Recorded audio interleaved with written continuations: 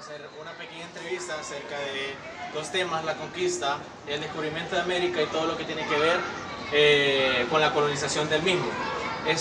Primero a ustedes quería hacer una pregunta, pero quisiera que se presentaran. ¿Cuál es su nombre? Mi nombre es Miguel Edgardo Rivas y soy estudiante del García Fernández, que voy al primer año de bachillerato.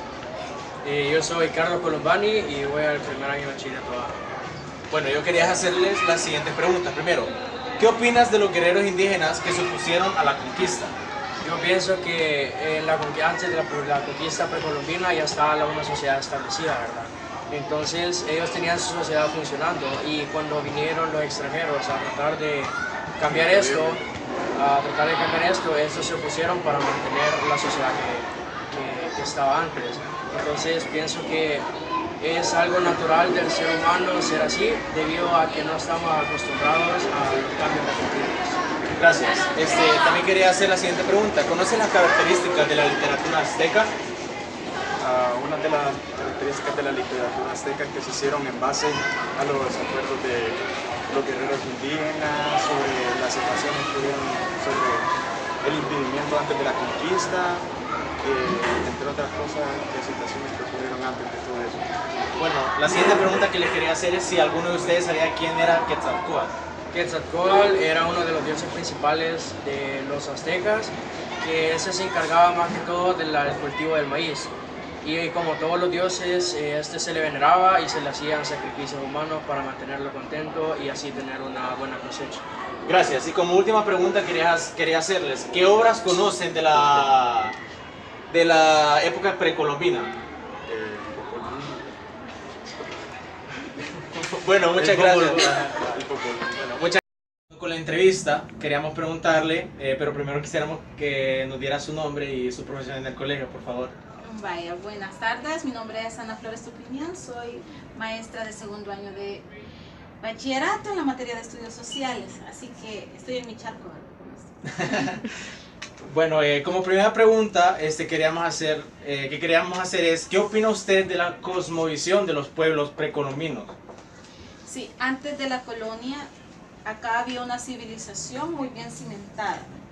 Sin embargo, sus creencias en algún momento les orillaron a como ponerse en desventaja ante las civilizaciones que venían y los descubrían.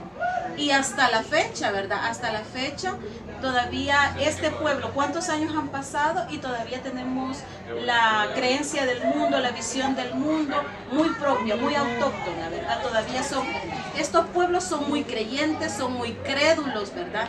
Dentro de su visión está esa parte de creer mucho en mitos, en leyendas, y han pasado muchos años y es algo bien generalizado, ¿verdad? Que creo muy bonito, muy bueno en algún momento, pero que esto puso en desventaja en aquella época, puso en desventaja quizás la forma, el trato, cómo actuaron y cómo se les trató en el pasado a nuestros pueblos. Gracias. Como segunda pregunta quisiéramos saber cuál es su apreciación de todos aquellos aportes, tanto científicos y matemáticos, que hizo estos pueblos precolombinos para la sociedad y para la actualidad incluso. ¿Cuál es su opinión de esos aportes? Bien, quizás ahora comencé diciendo antes de la entrevista, ¿verdad?, que estos eran unas grandes civilizaciones y de hecho, ¿qué significa una civilización? Una civilización significa aquello que está plegado de historia, aquello que está plegado de información, aquello que está plegado de avances científicos, tecnológicos, y obviamente en su momento, ¿verdad?, en el momento histórico, estos lo tenían, al grado de que lo que ahora existe solamente es un legado y un perfeccionamiento de lo que ya se tenía. Entonces estos pueblos nos heredaron mucha riqueza en todo esto, y es de valorarlo, y es de apreciarlo, y qué bueno sería que las nuevas generaciones comprendan esto. Gracias. Como tercera pregunta quisiéramos saber si usted cree que la crónica que era escrita por los españoles justificaba o decía la verdad acerca de cómo estos eran tratados y cómo se había afectado en la conquista. Bien. Recordemos que en aquella época las personas que vinieron y documentaron fueron los frailes, porque ellos son los que tenían el acceso, la posibilidad de poder documentar lo que aquí veían. si nos vamos a la narrativa, si nos vamos a las crónicas, en cuanto a demostrar o narrar cómo era el ambiente, el medio ambiente aquí, pues lo comparaban inclusive con un paraíso terrenal en comparación de sus tierras. Ahora, si tú me preguntas si esto justificaba el trato, recuerden que estos países pudieron ser conquistados a través de un permiso.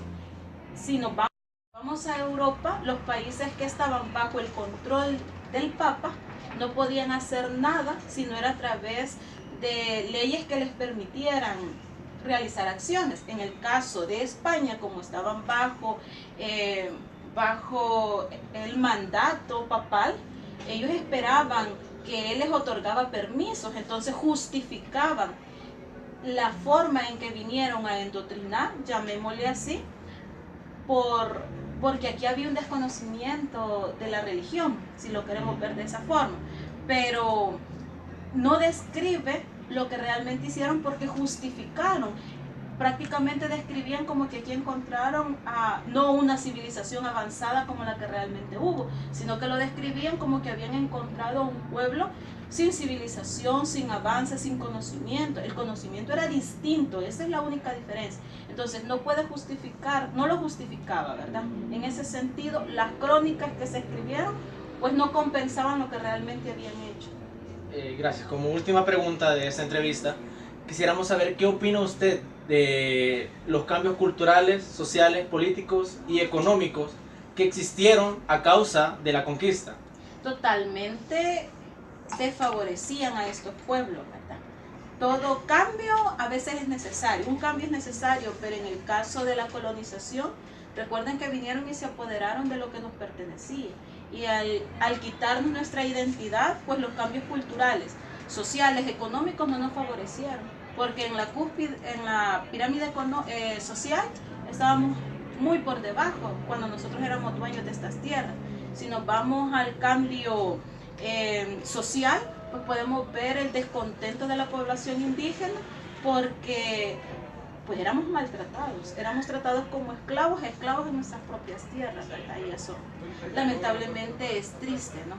Pero ya para finalizar, porque es la última pregunta y me estás preguntando qué opinas sobre el cambio cultural, pues quizás ese es lo lamentable, que nosotros mismos hemos dado un retroceso porque no nos gusta fomentar aquellas cosas que son parte de nuestra identidad y que poco a poco la hemos ido perdiendo, y viene desde aquella época. Es más, hasta la rechazamos.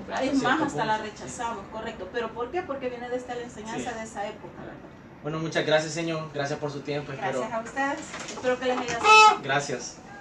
Me encuentro con el profesor Julio Hernández. Yo les voy a hacer dos preguntas cortitas con respecto a nuestro tema de lenguaje. La primera de ellas es, ¿cuáles cree usted que las razones por las cuales los indígenas reclamaban la injusticia social eran las correctas o estaban justificadas? Sí, estaban justificadas. Estaban justificadas porque, si bien es cierto, los colonizadores trajeron tantos artículos, tantos productos que eran de beneficio para los indígenas, también había cierta presión, había injusticias en cuanto al trato con los indígenas. Evidentemente ellos tenían que protestar si eran identificados. Gracias. Y como segunda pregunta, ¿usted conoce o sabe cuáles son algunos dioses de la cultura precolombina de la época? Quetzalcóatl, Inti, Pachamama.